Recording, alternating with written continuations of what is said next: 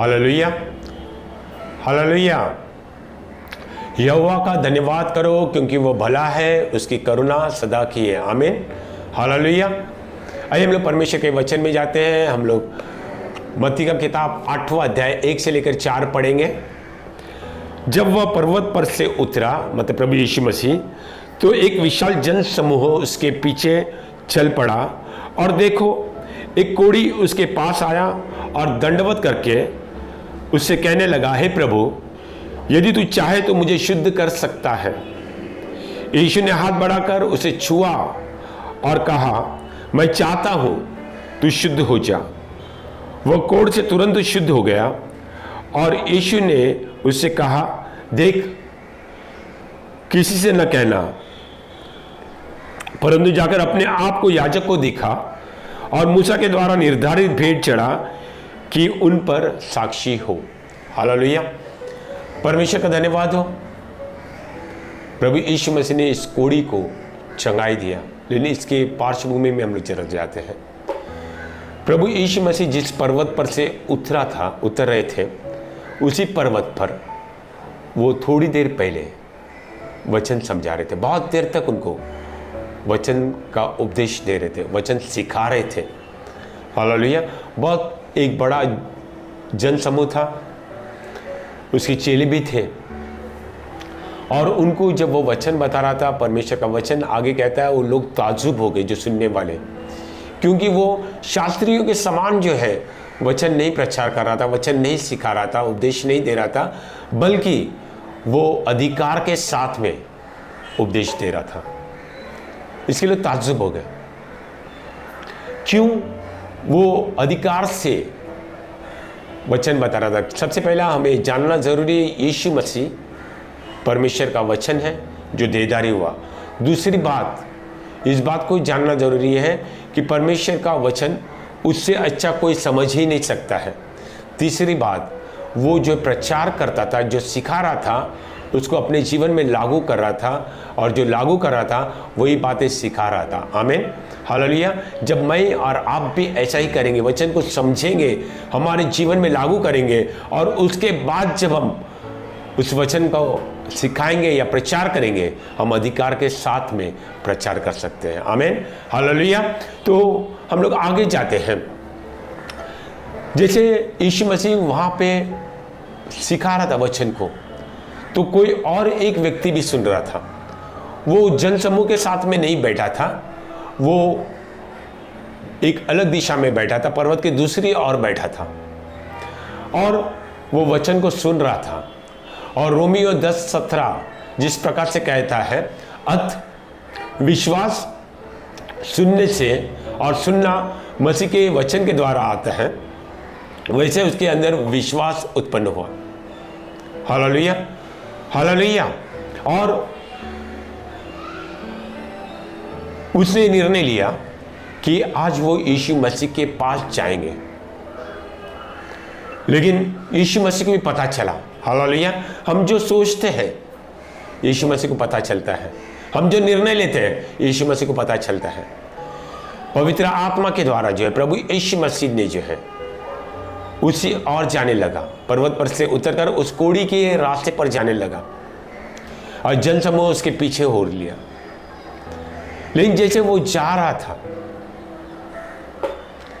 तब जो है वो कोढ़ी यीशु मसीह के सामने आगे गिरकर दंडवत किया उससे। मैं आपको कोढ़ी के बारे में बताता हूं, बाइबल क्या कहता है।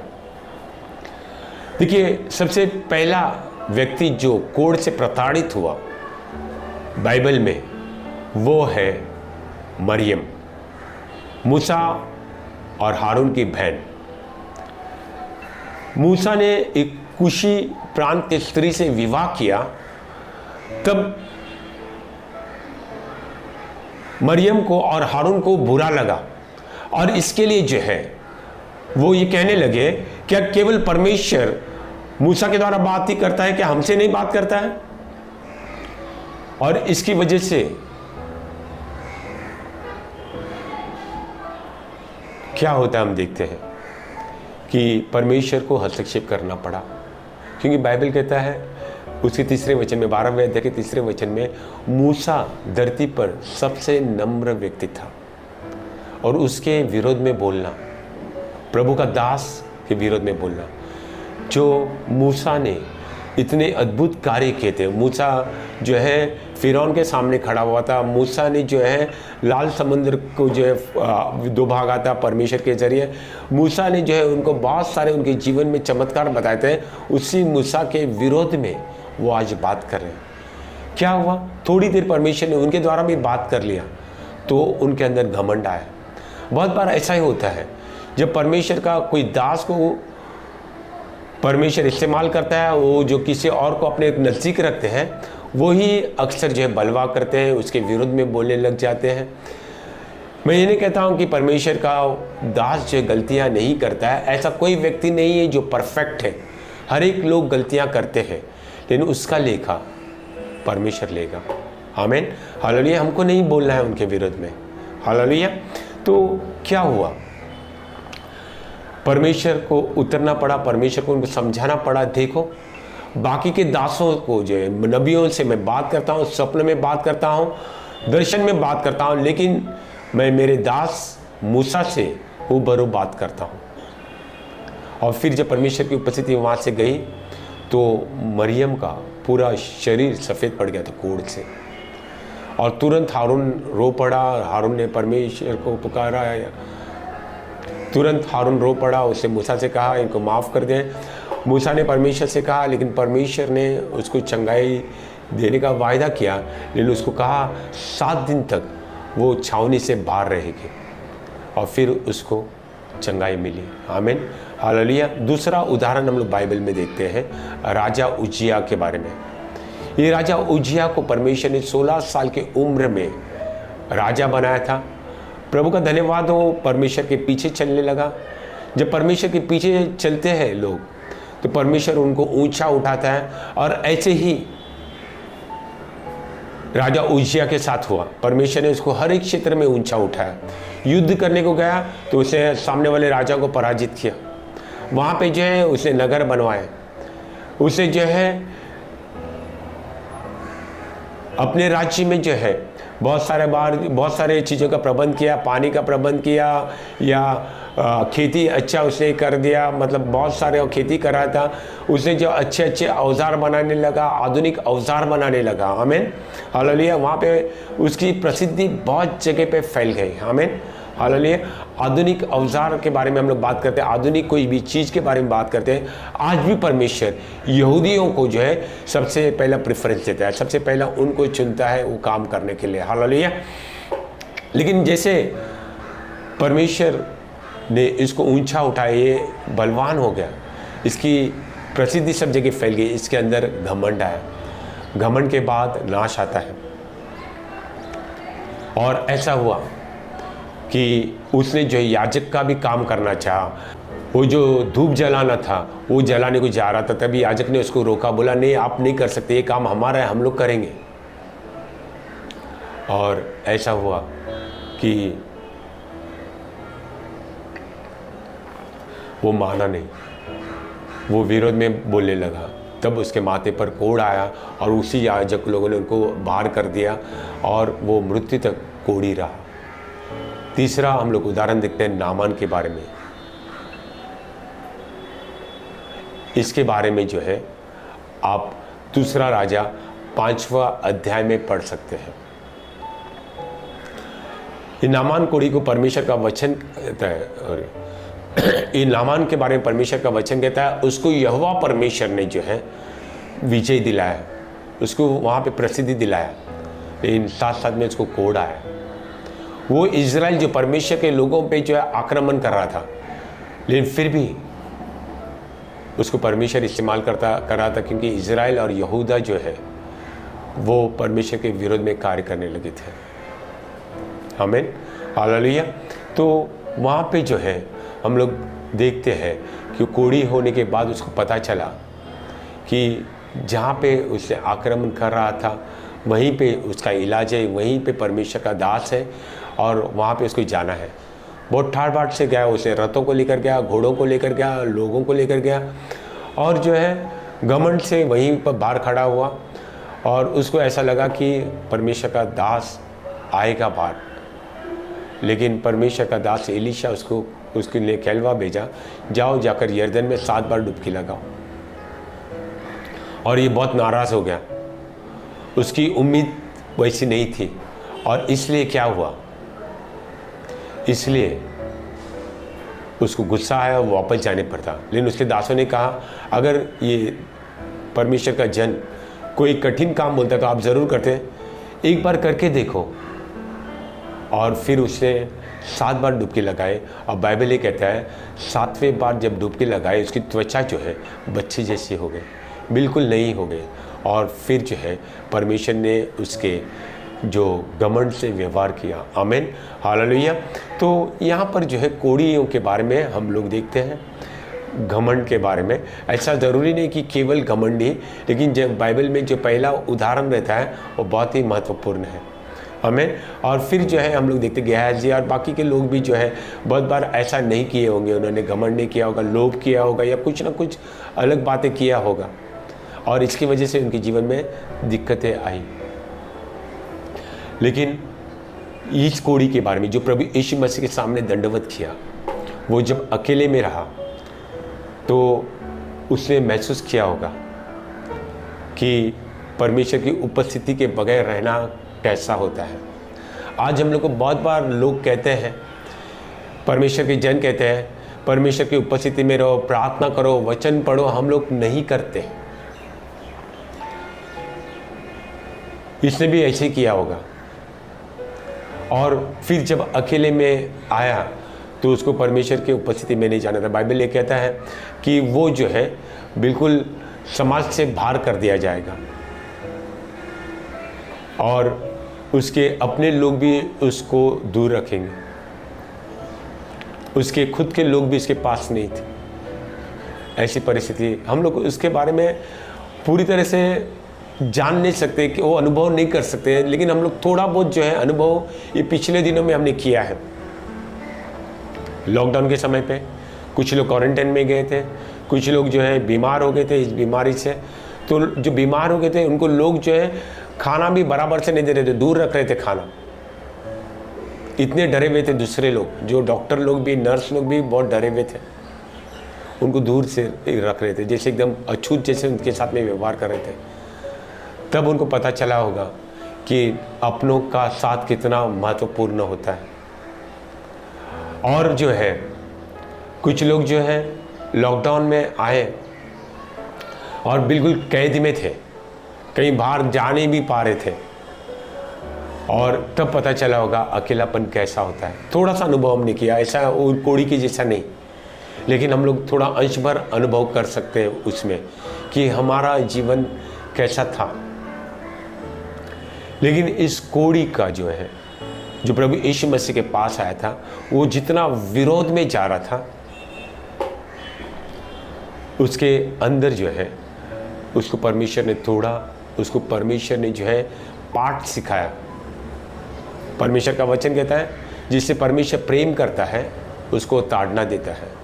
ताड़ना इसके लिए नहीं देता है उससे दूर रखने के लिए, अपने से दूर रखने के लिए परमेश्वर ताड़ना नहीं देता है, लेकिन उसको अपने पास बुलाने के लिए ताड़ना देता है।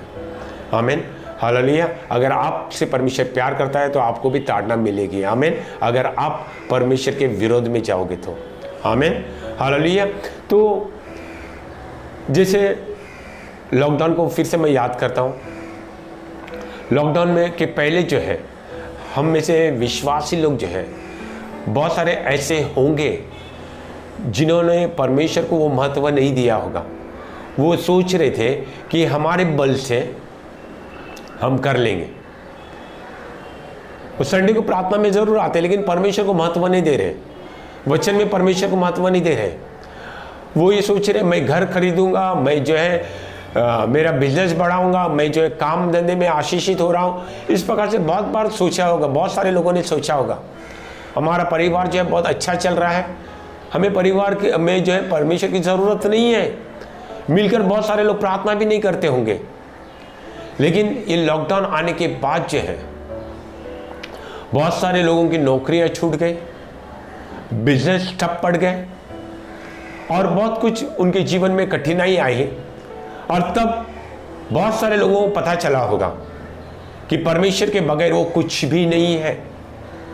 उन्हें परमेश्वर ने तरक्की दी थी, परमेश्वर ने उनके जीवन में जो कार्य किया था, और आज जो है परमेश्वर की उनको बहुत ज़रूरत है। आमीन। एक बार फिर से वो परमेश्वर के पास आए रहेंगे। आमीन। एक कठिन परिस्थिति में उन्होंने परमेश्वर के करीब आने का निर्णय लिया होगा। लेकिन कुछ लोग ऐसे भी हैं, ऐसे कठिन समय में भी वो परमेश्वर के सामने घुटना नहीं टेकेंगे, परमेश्वर के सामने दंडवत नहीं होंगे, वो कभी अपनी गलती को कबूल नहीं करेंगे कि मैं गलत था। वो जो है लोगों का आदर पाना चाहते हैं और इसके लिए परमेश्वर को आदर नहीं देते हैं, परमेश्वर को दंडवत नहीं करते। परमेश्वर को दंडवत करने का मतलब क्या, मैं बता दूं आपको। परमेश्वर को दंडवत करने का मतलब है पूरी तरह से उसके सामने लेट जाना, हमारा सर जो है पूरे जमीन पर रखना और कहना, परमेश्वर ये जिंदगी तेरे हवाले है। आमीन। हालेलुया।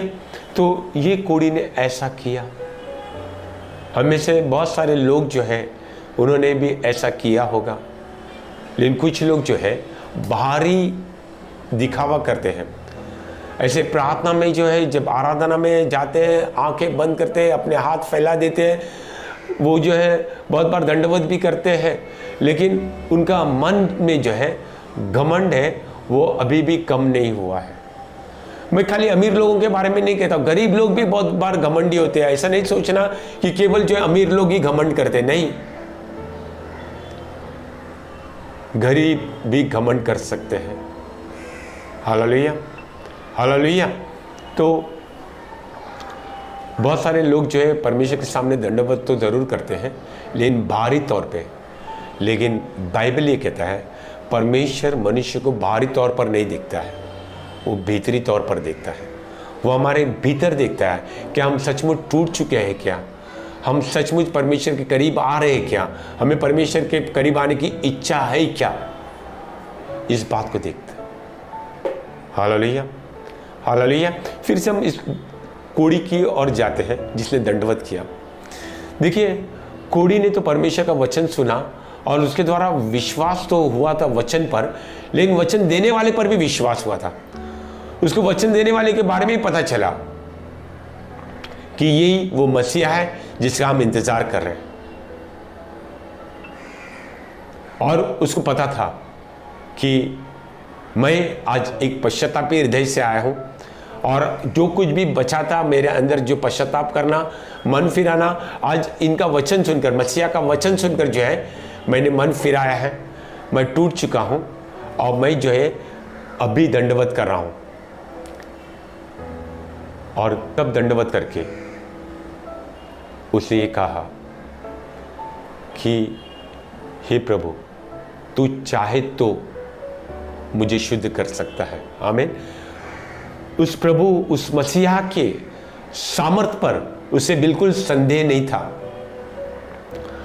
लेकिन उसे संदेह था कि उसकी चाहत पर, क्या उसकी इच्छा है क्या, प्रभु यीशु मसीह की इच्छा है क्या।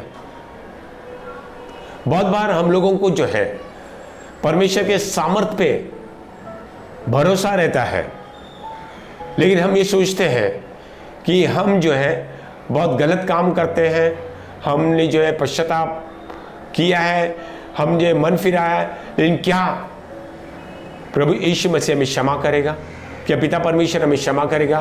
क्या पवित्र आत्मा आज भी हमारी अगुवाई करेगा? और इसलिए जो है हम लोग संदेह करते हैं।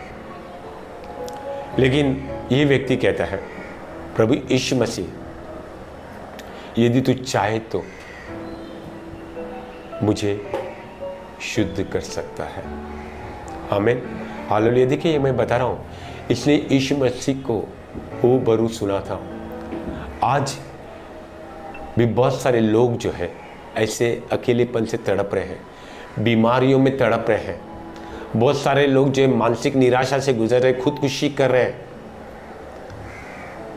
और बहुत सारे लोग शराब में डूब रहे हैं। उनका मन अशांत है,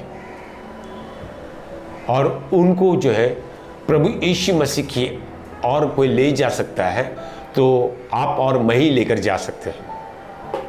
लेकिन हम लोग जो है एक बहुत ही स्वार्थी जीवन जी रहे हैं। मैं, मेरा घराना, बस हम लोग जो है खाना बनाने में पूरा समय बिता रहे हैं। हम लोग जो है गेम्स खेलने में समय बिता रहे हैं। हम लोग जो है अपनी इच्छा को पूरी करने में समय बिता रहे हैं। लेकिन हम लोग जो है उन लोगों को प्रभु यीशु मसीह का संदेशा नहीं पहुंचा रहे जिनको ज़रूरत है, जो बर्बाद हो रहे, जो नाश हो रहे, जो खुदकुशी कर रहे हैं, जो तबाह हो रहे हैं। उनके जीवन में कोई आबादी ला सकता है, कोई खुशहाली ला सकता है तो केवल प्रभु यीशु मसीह ला सकता है। कोई शांति ला सकता है तो शांति का राजकुमार प्रभु यीशु मसीह ला सकता है। ये मेरा और आपका काम है कि उनको हम परमेश्वर का वचन बताएं। आमीन, हालेलुया। बहुत हो गया, हमने हमारे लिए जी लिए, थोड़ा देर जो है हम लोग दूसरे के लिए भी जिए। आमीन, हालेलुया। प्रभु यीशु मसीह ने इतना बड़ा उद्धार केवल हमारे लिए ही नहीं, उसे सारे जगत के लिए दिया है और हमने जो है सारे जगत को इसके बारे में बताना ज़रूरी है। आमीन, हालेलुया।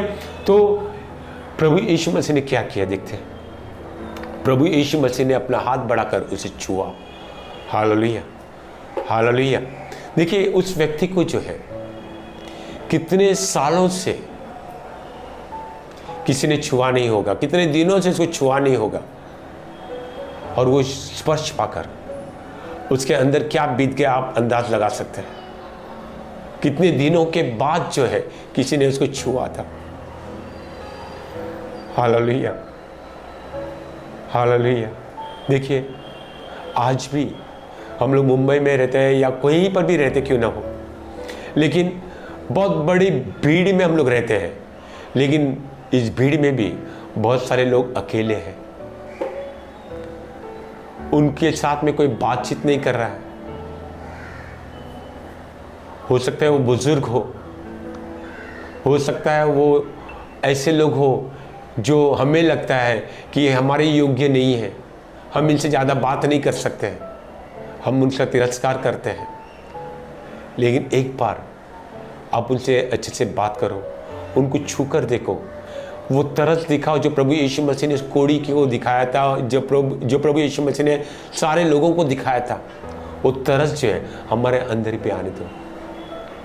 हम केवल फर्ज निभाने के लिए ऐसा नहीं करें, लोगों को सुसमाचार बताया नहीं करें। हम लोग जो है लोगों पर तरस खाकर जो है उस समाचार बताएं। मैं आपको बता दूं, ये जो है सबसे महत्व की बात है, सुसमाचार बताना। Hallelujah, hallelujah.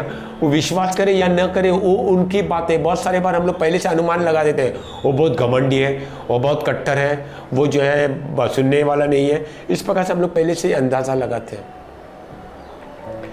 फिर चलिए हम लोग फिर उस कोढ़ी के पास जाते हैं। कोढ़ी को जो प्रभु यीशु मसीह ने छुआ, और आप अगर ऐसे लोगों को छुओगे, आप उनको कभी गले लगाओगे, कुछ लोग जो है उनको आप अच्छे से बात करोगे, देखो उनको कितनी खुशी मिलती है। प्रभु यीशु मसीह ने छुआ और तुरंत कहा कि मैं चाहता हूँ तो शुद्ध हो जा। हमें प्रभु यीशु मसीह के मुख से जो शब्द निकला, तुरंत वो कोढ़ी चंगा हुआ। हमें शुद्ध हो गया। हालेलुया। भीड़ पहुँचने के पहले मुझे लगता है वो शुद्ध हो गया। Hallelujah, hallelujah. देखिए मैं आपको बता दूँ, प्रभु यीशु मसीह ने इसको छुआ, और परमेश्वर का वचन इस प्रकार से कहता है कि ऐसे कोढ़ी को कोई छूना नहीं चाहिए, क्योंकि जो छूने वाला जो है वो भी अशुद्ध होगा।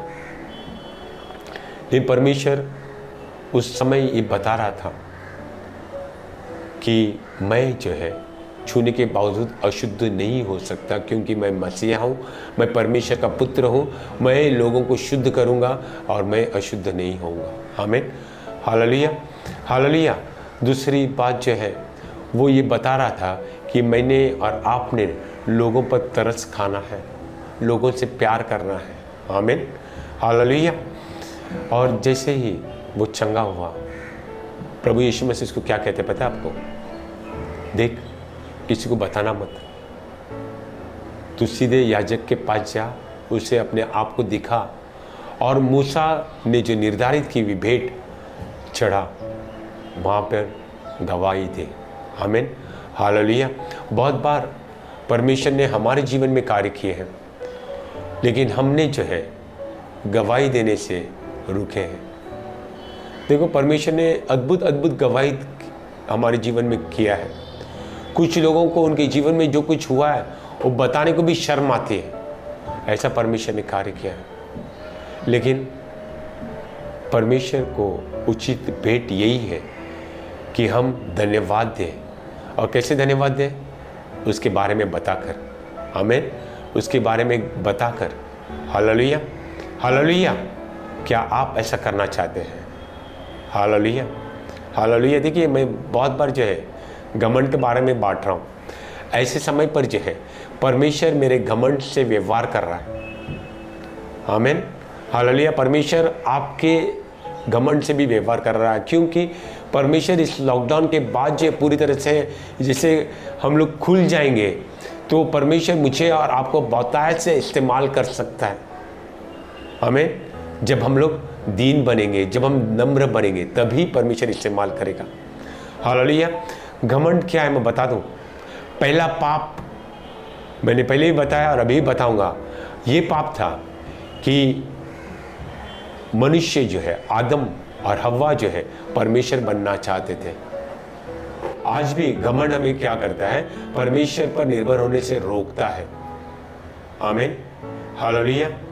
आओ हम लोग परमेश्वर के पास आए, परमेश्वर की उपस्थिति में आए। हमारा जीवन जो है हम परमेश्वर के हवाले करें, हम उसके सामने दंडवत हो।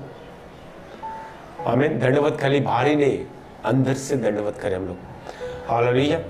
और एक बात जान लो, परमेश्वर चाहता है, परमेश्वर चाहता है हमारे जीवन में भलाई लाने के लिए। परमेश्वर चाहता है हमारे जीवन में शांति लाने के लिए। परमेश्वर ये चाहता है कि हम आनंदित हो। परमेश्वर चाहता है कि हम गवाह बने। यदि हम बीमार हैं, तभी परमेश्वर ये चाहता है कि हम चंगाई पाए। शैतान की बातों पर विश्वास मत करें। शैतान के द्वारा जो बहुत सारे लोग आपके पास आएंगे और बोलेंगे आपकी परिस्थिति बहुत बिगड़ गई है, अभी आपको चंगाई नहीं मिल सकती है, मत उस बात पर विश्वास करो। हालेलुया। आप यदि कर्जे में डूबे हुए हो, परमेश्वर चाहता है आप कर्जे से बाहर आ जाए। कर्जा एक श्राप है, कर्जे में रहना एक श्राप है, और परमेश्वर चाहता है कि आप उस श्राप से मुक्ति पाए।